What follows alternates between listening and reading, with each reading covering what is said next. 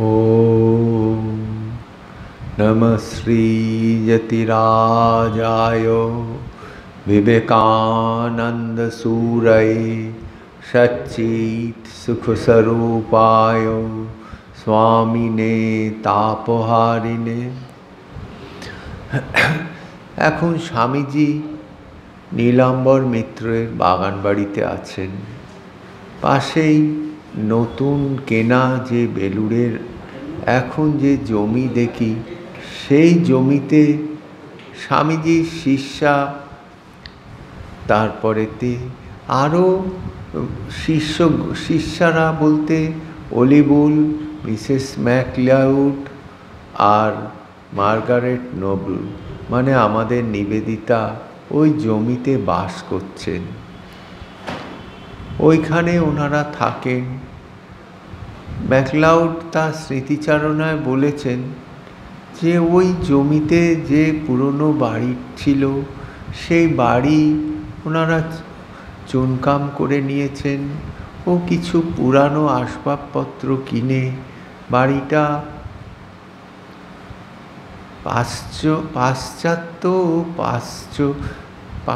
পাশ্চাত্য রীতিতে সাজিয়ে নিয়েছিলেন। মানে আমাদের ওনারা যেমনভাবে ঘর দুয়ার সাজাতেন অনেকাংশে ওইভাবে, এবং আমরা যেভাবে ঘর দুয়ার সাজাই সেইভাবেও দুটো রীতির মিশ্রণে ওনারা তাদের ঘরগুলো সাজিয়ে নিয়েছিলেন। একটি ঘরে থাকতেন নিবেদিতা, আর একটি ঘরে থাকতেন অলিবুল আর ম্যাকলাউড। স্বামীজি নিত্যই তাদের কাছে আসতেন। সকালে এসে তাদের কাছে থেকে তাদের সঙ্গে চা খেতেন ও আমাদের শাস্ত্র থেকে, পুরাণ থেকে নানা বিষয়ে তাদের সঙ্গে আলোচনা করতেন। আমাদের যে ভাবধারা, সেই ভাবধারা স্বামীজি চাইতেন তার শিষ্যাদের মধ্যেও ঢুকিয়ে দেয়া। সেই জন্যে স্বামীজি নানা বিষয়ে নানাভাবে তাদের সঙ্গে আলোচনা করতেন। কিন্তু সব আলোচনা শেষে সেই অদ্বয় অনন্তের ভাব তিনি এনে দিতেন, যে সেই ভাবই হচ্ছে আসল ভাব। অদ্বৈত চিন্তা, অদ্বৈত ভাব, সকল আলোচনার শেষে সেই ভাবটাই স্বামীজি প্রতিস্থাপিত করে দিতেন। এই ছিল স্বামীজির রোজকার রুটিন, ও তাদেরও রোজকার রুটিন ছিল। আনন্দে দিন কাটাচ্ছে। স্বামীজি এক একদিন বলতেন যে তাদের এই যে জয়া মাতা কুটিরটা হচ্ছে ভালোবাসায় মোড়া, এখানে সব কিছু ভালোবাসা আছে। বস্তুত তাই ছিল। সেখানে শান্তি সব সময় থাকতো, সব সময় পরিবেশ শান্ত থাকতো। সেখানে মন স্বাভাবিক শান্ত হয়ে যেত। এইভাবে আনন্দে তাদের দিন কেটে যাচ্ছে। স্বামীজির কিন্তু এই সময় খুব একটা বাইরে কোথাও লেকচার ছিল না।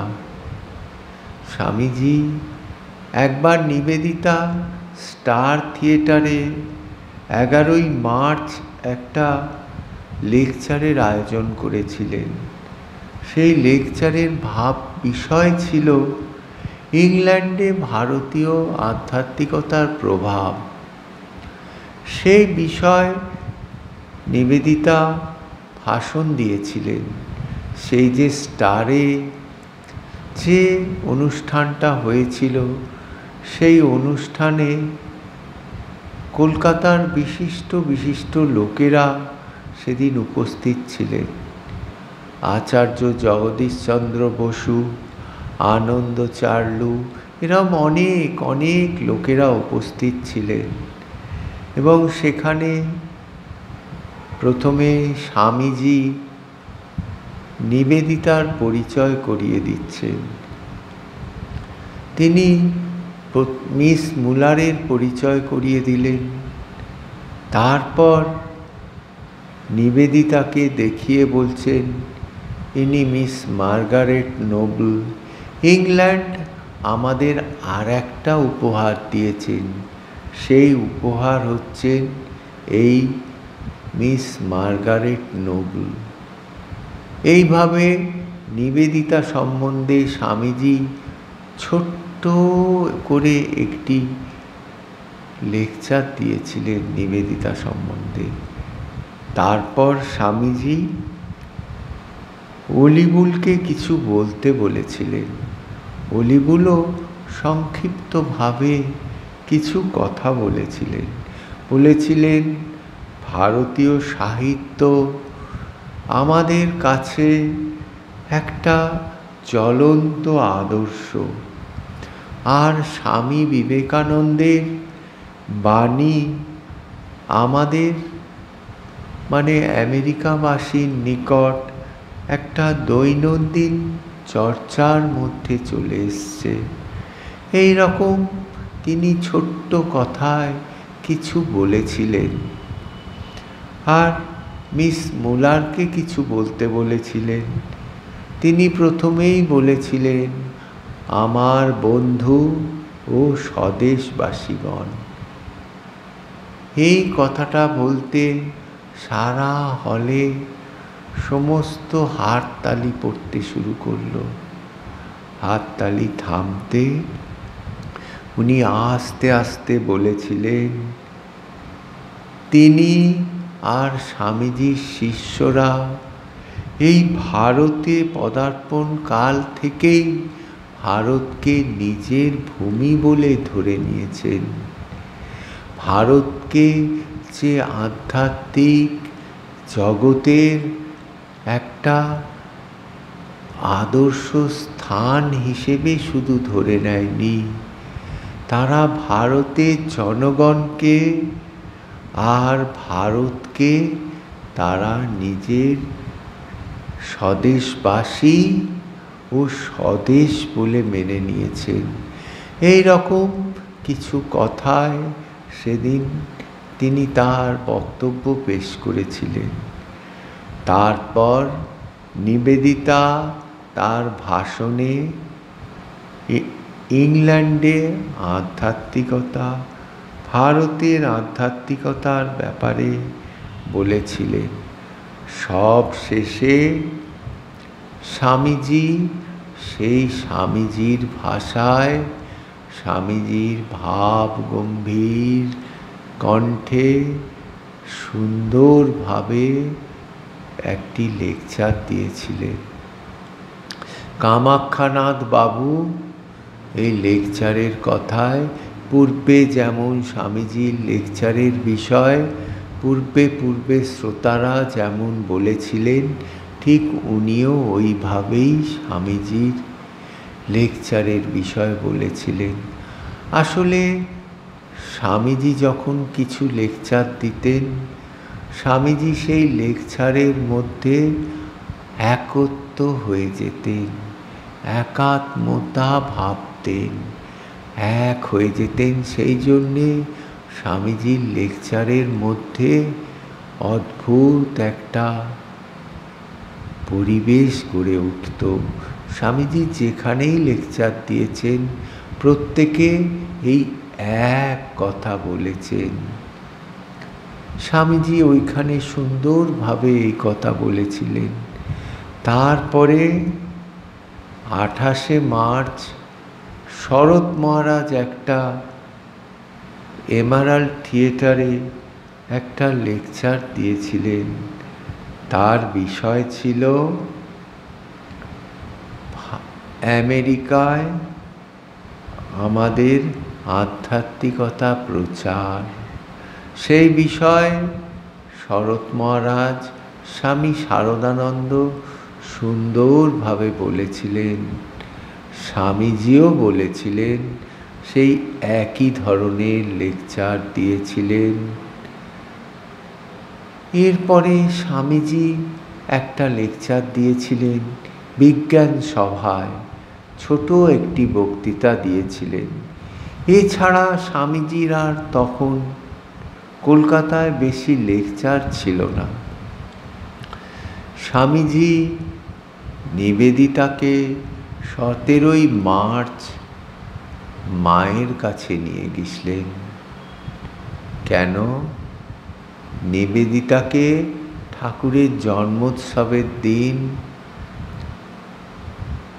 সেই ব্রাহ্মণী গোপালের মা নিবেদিতাকে আপন করে নিয়েছিলেন। আর রামকৃষ্ণ পরিমণ্ডলে যেসব ভক্ত মহিলারা ছিল তারাও নিবেদিতাকে আপন করে নিয়েছিলেন। স্বামীজি 17ই মার্চ নিবেদিতাকে স্বামীজি মায়ের কাছে নিয়ে গেছিলেন। সঙ্গে ছিলেন মিস মুলার, ম্যাকলাউড, এরা সব ছিল।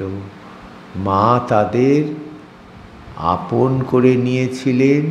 শুধু তাই নয়, মা তাদের সঙ্গে একসঙ্গে প্রসাদ পেয়েছিলেন। স্বামীজি পরে এক জায়গায় বলেছিলেন যে দেখো, ব্রাহ্মণের ঘরের বিধবা আমাদের মা জননী তাদেরকে এতটাই এক করে নিয়েছিলেন যে তাদের সঙ্গে বসে একসঙ্গে আহার করেছিলেন। স্বামীজি চাইতেন নিবেদিতাকে এইভাবে ভারতীয় সমাজ যাতে গ্রহণ করে, তবে তো নিবেদিতা আমাদের ভারতীয় মেয়েদের শিক্ষা দেবে, তাদের ঠিক ঠিক করে গড়ে তুলবে, তবে তো আমাদের সমাজের উন্নতি হবে। স্ত্রী শিক্ষা চাই, স্ত্রী শিক্ষা চাই। স্বামীজি সব সময় বলতেন তাদের শুধু শিক্ষা দিয়ে দিতে হবে, আর কিচ্ছু চাই না। তারপরে আমাদের স্ত্রীলোকরা তারা ঠিক ধরে নেবে কোনটা করা উচিত, কোনটা করা উচিত নয়, কোনটা ত্যায্য, কোনটা গ্রহণীয়। স্বামীজি চাইতেন, তাই তো নিবেদিতাকে এনেছিলেন, যে নিবেদিতা আমাদের স্ত্রীলোকদের শিক্ষা দেবেন। তাই জন্যে স্বামীজি নিবেদিতাকে আমাদের ভারতীয় সমাজের সাথে মিশতে শিখিয়েছিলেন, মিশিয়ে দিতেন।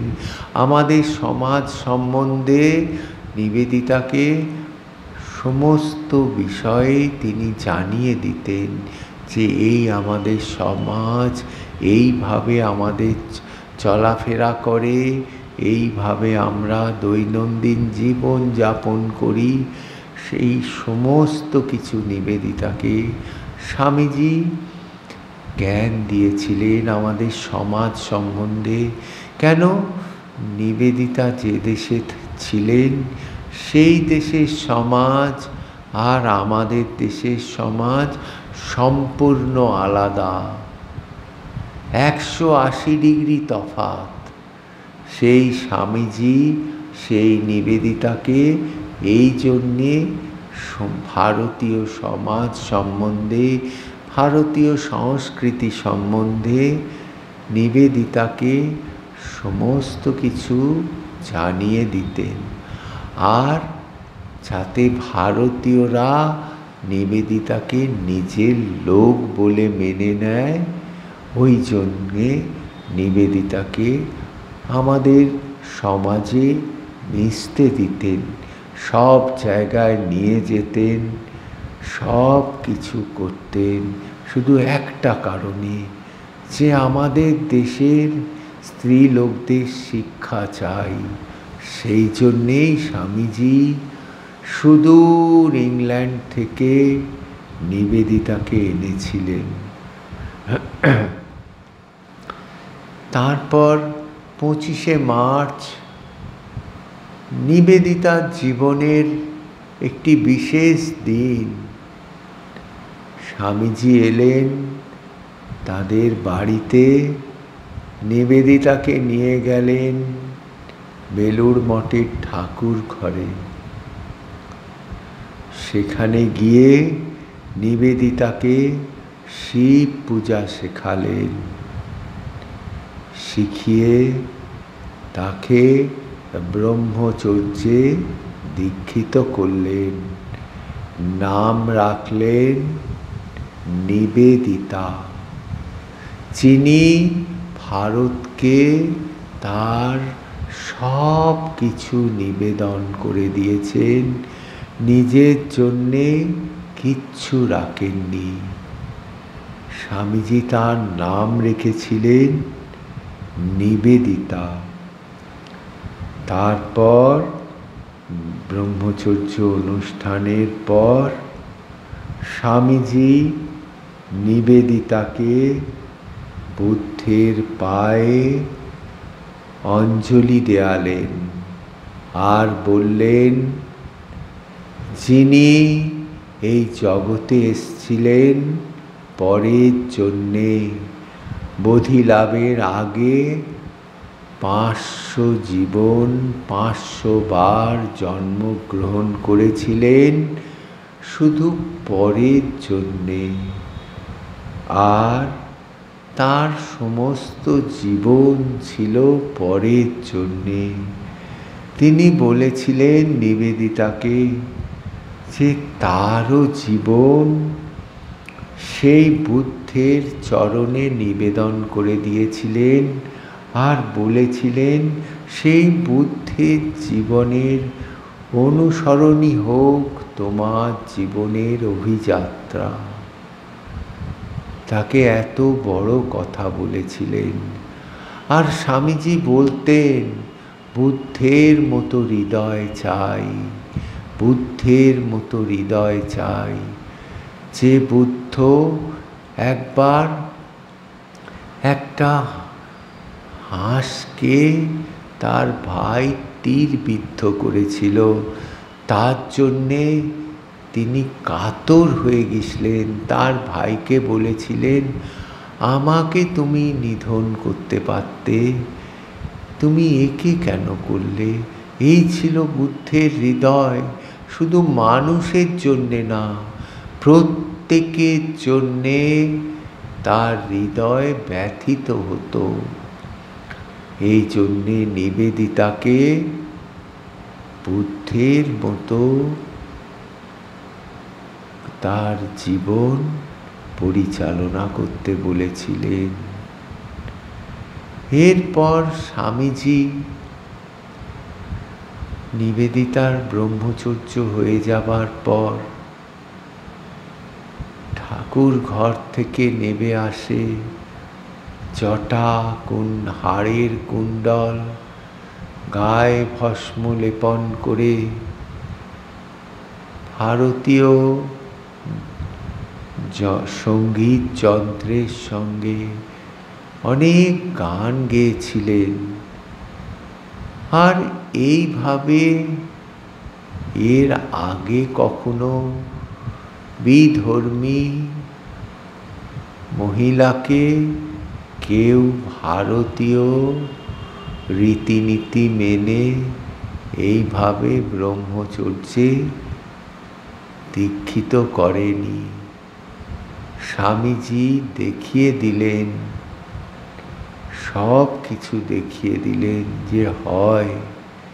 যেমন স্বামীজি এর আগে বেলুড় মঠে ঠাকুরের জন্মতিথির দিন যারা উপবীত গ্রহণের যোগ্য, কিন্তু কোনো কার্যকারণে তারা উপবীত গ্রহণ করেননি, সেই শিষ্যকে দিয়ে তাদের যা গায়ত্রী মন্ত্র শিষ্যকে শিখিয়ে দিয়েছিলেন, শরৎচন্দ্র চক্রবর্তীকে শিখিয়ে স্বামীজি বলেছিলেন তাদেরকে আবার সেই উপবীত ধারণের যজ্ঞ করে তুলবি। আজকে শুভ দিন, শুভ দিনে গঙ্গা চান করে আসতে বলবি। শাস্ত্রে লেখা আছে প্রায়শ্চিত্ত করলে আবার তারা উপবীত গ্রহণের যোগ্য বলে বিবেচিত হয়। আজকে সেই শুভ দিন, তাদের গঙ্গায় একবার চান করে এসে তাদেরকে এই এই গায়ত্রী মন্ত্র দিবি আর উপবীত ধারণ করিয়ে দিবি। এইভাবে স্বামীজি এও একটা নিদর্শন করেছিলেন। স্বামীজি তো ভাঙতে আসেননি, স্বামীজি গড়তে এসেছিলেন। সমাজের যেখানে যা কিছু দুর্বলতা, যা কিছু কমতি, সেইগুলোকে স্বামীজি আবার সমান করে দিতে এসেছেন। স্বামীজি সমাজটাকে তুলতে এসেছেন। তার জন্যে সমাজে যারা উচ্চে আছে তাদের নাবিয়ে দিয়ে সমাজকে সমান করতে আসেননি। সমাজে যারা নিচে আছে তাদের তুলে সমাজকে সমান করতে এসেছিলেন। এই হচ্ছে স্বামীজি।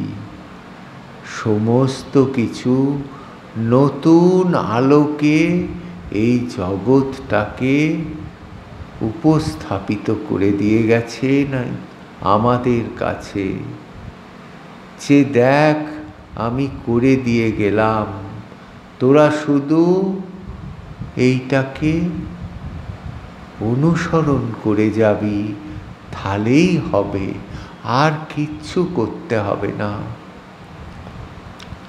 এরপরে 29শে মার্চ একটা বিশেষ দিন। স্বামীজি সেদিন স্বামীজির 2 শিষ্য অজয় হরি আর সুরেন্দ্রনাথকে সন্ন্যাস মন্ত্রে দীক্ষিত করেছিলেন। অজয় হরির নাম রেখেছিলেন স্বামী স্বরূপানন্দ, আর সুরেন্দ্রনাথের নাম রেখেছিলেন সুরেশ্বরানন্দ। সন্ন্যাস মন্ত্রে দীক্ষিত হবার পর স্বামীজি বলেছিলেন, আজকে আমাদের একটা মস্ত লাভ হলো। ওই স্বরূপানন্দ সম্বন্ধে বলেছিলেন। পরে আর এক জায়গায় বলেছিলেন স্বরূপানন্দ সম্বন্ধে, যে স্বরূপানন্দের মতো একজন কর্মী পাওয়া মঠের শত শত স্বর্ণ মুদ্রা লাভের চেয়েও বেশি। এই এত কথা স্বামী স্বরূপানন্দ সম্বন্ধে স্বামীজি বলেছিলেন। এই হচ্ছে স্বামীজির শিষ্য সেই স্বরূপানন্দ। স্বামীজির কিন্তু শরীর ভালো যাচ্ছিল না, সেই দুর্বলতা ছিল। কেন? স্বামীজির যে ডায়াবেটিস ছিল, তখনকার দিনে ডায়াবেটিসের কোনো ওষুধ ছিল না।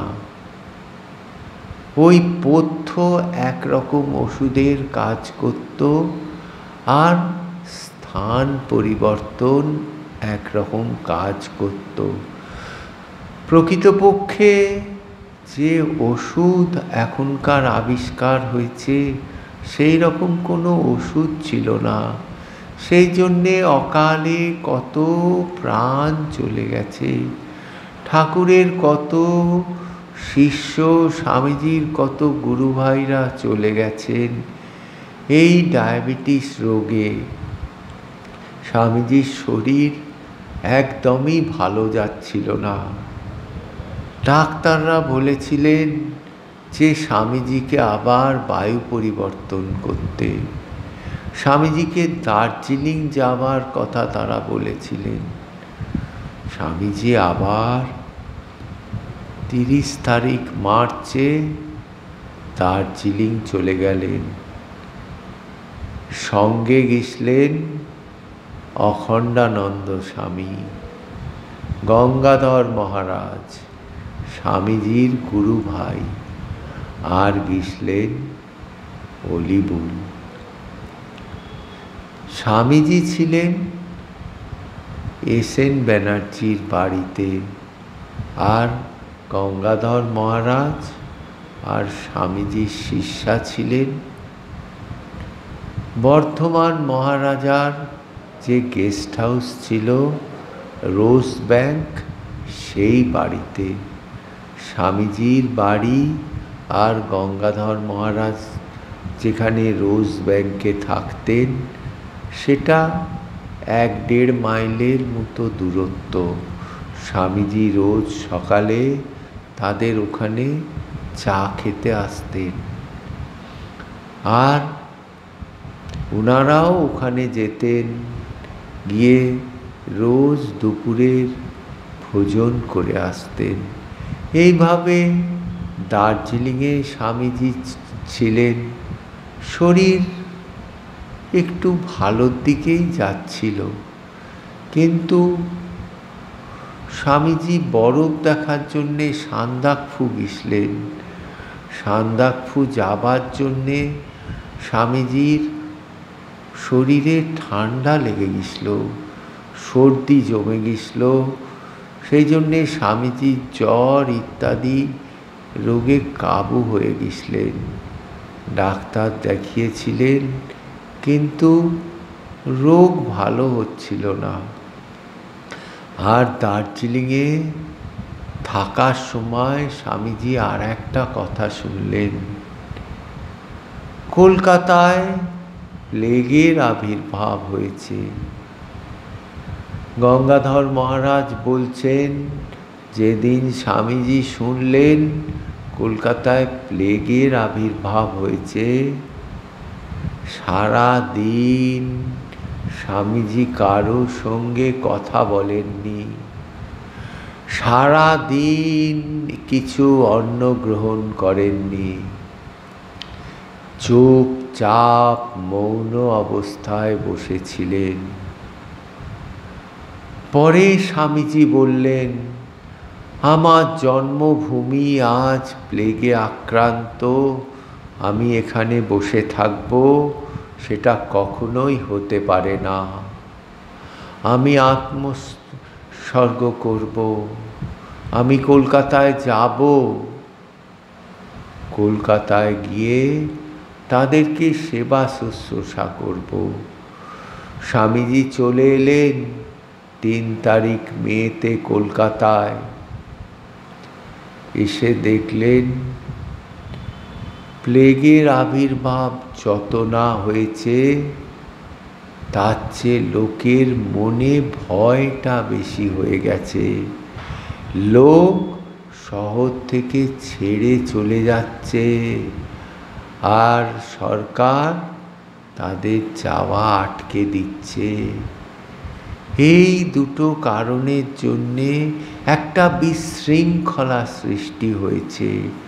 স্বামীজি প্রথমেই ঠিক করলেন যে এবারে একটা বিজ্ঞপ্তি জারি করতে হবে, যে বিজ্ঞপ্তিতে প্রকৃত অবস্থা তাদের বোঝাতে হবে। স্বামীজি আর নিবেদিতা মিলে একটা বিজ্ঞপ্তির বয়ান তৈরি করলেন। সেই বয়ান বাংলা ভাষায় আর হিন্দি ভাষায় তাকে তৈরি করা হলো। সেই বয়ান প্রত্যেক জনগণকে বিতরণ করা হলো। আর স্বামীজি বলেছিলেন, যারা প্লেগে আক্রান্ত হবে তাদের আমরা শুশ্রূষা করব, আমরা তাদের পাশে দাঁড়াবো। এইভাবে স্বামীজি প্লেগের জন্যে ঝাঁপিয়ে পড়েছিলেন। বলেছিলেন দরকার হলে আমি বেলুড় মঠে যে জমি কিনেছি সেই জমি বিক্রি করে দেব। এই হচ্ছে আমাদের স্বামীজি, যে তিল তিল করে স্বামীজির প্রণামীর টাকা, লেকচারে যেটুকু টাকা পাওয়া, আর জনগণ যেটুকু সাহায্য করেছিলেন, সেই তিল তিল টাকা দিয়ে বেলুড় মঠ কিনেছিলেন। সেই বেলুড় মঠের জমি উনি বিক্রি করে দেবেন বলেছিলেন। এই হচ্ছে স্বামীজি। জয় তু স্বামীজি, জয় তু স্বামীজি, জয় তু স্বামীজি।